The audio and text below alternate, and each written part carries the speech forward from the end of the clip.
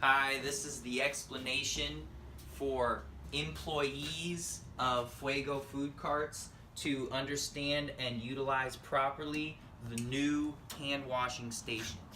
So the first thing that you're going to notice when you open up here is that it's packed a little differently. It has a divider now between one side and the other because the health department states that you have to have a silicone sealant between the water and the washing and the chemicals and the food and the packing and the foodstuffs.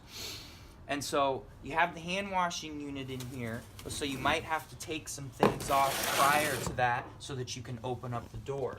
It's just tightly packed around here, so each cart you're going to have to configure it the way you want. Each cart's a little different. So here's essentially the unit. It's going to come kind of packed like this. And so the first thing that you're going to want to do, like you always do, is take the propane tank out and set it up where you normally do outside of the cart. Now notice that it has a T on it now. That's because both the on-demand hot water heater and the range and grill are going to be run on the same tank. This is the extension cord for the battery plug-in. I'll explain that later.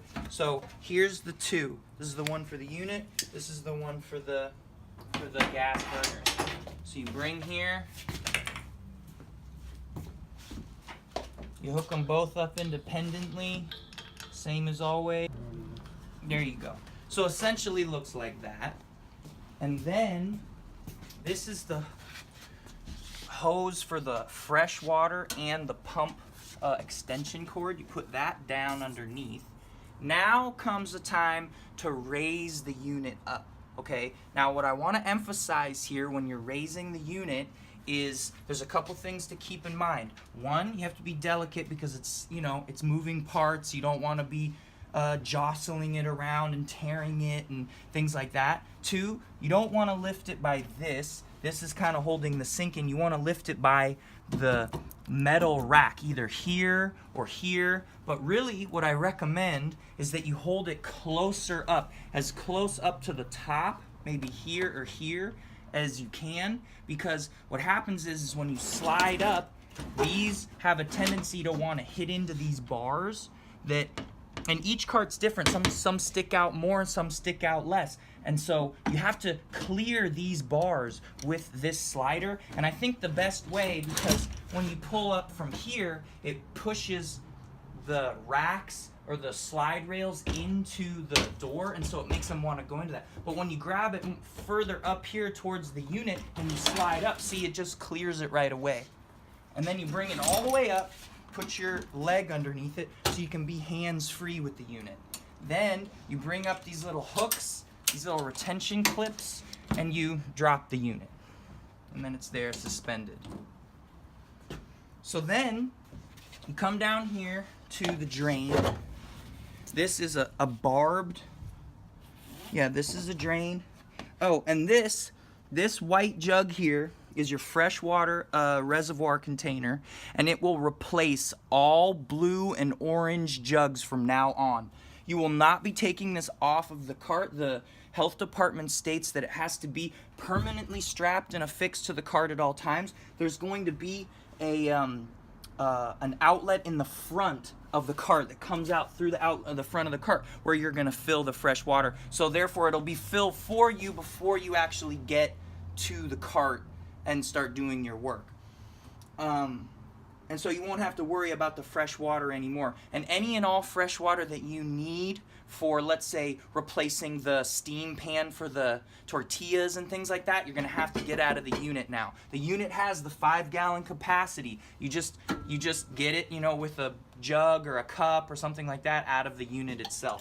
Now, to hook up the drain, this is a barbed fitting. You take this barbed fitting out first, okay, then you screw it because you have to screw it. So if this was connected and you tried to screw it, you'd be turning this around too much.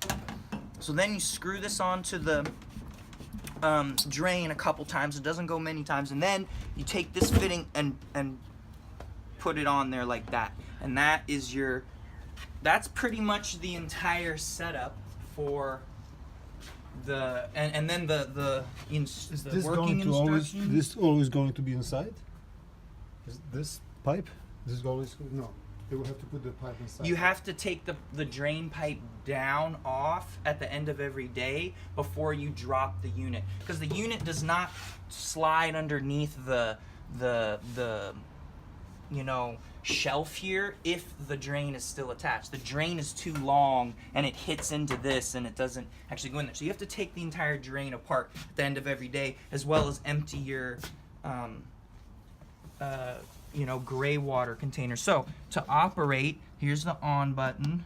Okay, you change it from shower mode to sink mode. You turn all the way up, max temperature, and then this pump button, this is what runs the unit. So you take this out right here. You can also adjust the flow here if you want to. So that's essentially the unit right there. And to turn it off, you just press the pump button again, and it turns the pump off. And you see it's steaming, it's already hot water. Now,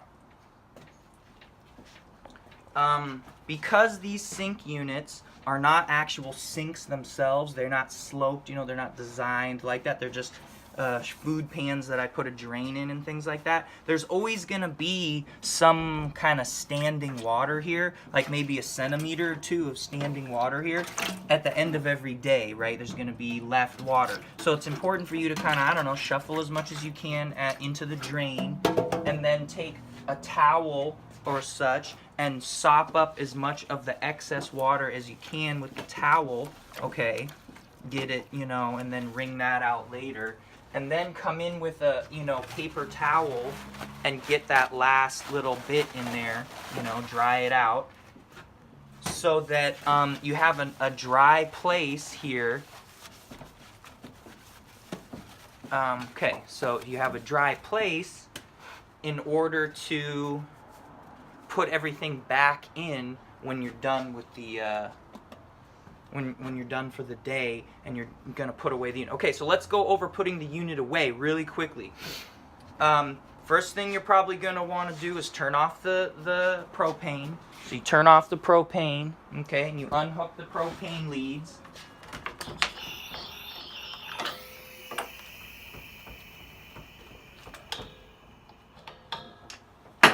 Okay. And then you want to unhook the drain. So again, in reverse, you pull the drain off, and there'll still be a little bit in there that you can drain out into the drain like that. You screw this off, put it back on here, stick it back here. This is the gray water storage container, and it has to be also kind of superficially, right, adhered to the cart. So you undo this bungee cord and you take this off and you pull out this this drain, and you dump this at the end of every day by hand, manually. But this one you don't. This one you fill from the front. Okay, so then what you do is come back to the unit and you grab it by the bars, again, the metal bars, not by the sink, okay? And you lift up, you put your knees under it if you need to. You get the hooks off, and then you slide it down. Now, sometimes it might catch and stop like that. Just lift it again and set it down. You know, again, it's just because it's not totally flat here, and that's okay. So then,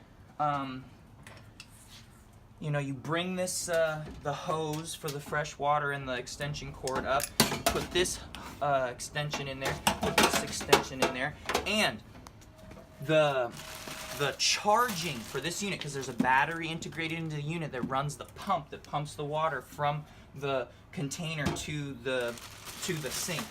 And this is the charging unit with the extension cord. This is going to be a permanent addition, okay, to this charging cable, because it's not long enough to actually reach where it needs to go. It plugs into here, into the red, okay.